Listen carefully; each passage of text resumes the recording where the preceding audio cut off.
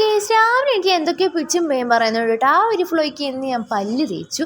കാരണം നമുക്ക് ഫുഡ് കഴിക്കണം. പക്ഷേ ബ്രേക്ക്ഫാസ്റ്റ് നമ്മുടെ ഹോസ്റ്റലിൽ തീർന്നു പോയത് കൊണ്ട് തന്നെ നമ്മൾ പുറത്തുനിന്ന് ഫുഡ് ഓർഡർ ആക്കിയാണ് കേട്ടോ. നമ്മൾ നല്ല ചായയും പൂരിയും പുട്ടും ദോശയൊക്കെയാണ് കേട്ടോ ഇന്ന് ഓർഡറാക്കി കഴിച്ച് നല്ല കുശാലായിട്ടുള്ള രാവിലത്തെ ബ്രേക്ക്ഫാസ്റ്റ് കഴിച്ചിട്ട് നേരെ പണിയിലോട്ട് പോവാണ്.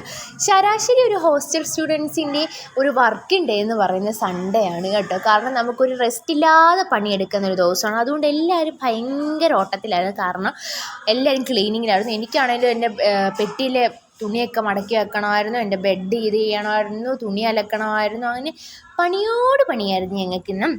അതെനിക്ക് പ്രതീക്ഷമാശാൻ്റെ ഒരു ബെഡ്ഷീറ്റ് ഞങ്ങൾ പിരിയുന്ന കേട്ടോ. ആ ബെഡ്ഷീറ്റിൻ്റെ ഞങ്ങൾ 6 പേര് ജീവൻ പേര് ഊറ്റിയെന്ന് പറയാൻ ഞാൻ വെച്ചോളൂ. അതിൽ കിടന്ന് തൂങ്ങി മറിയാണ്.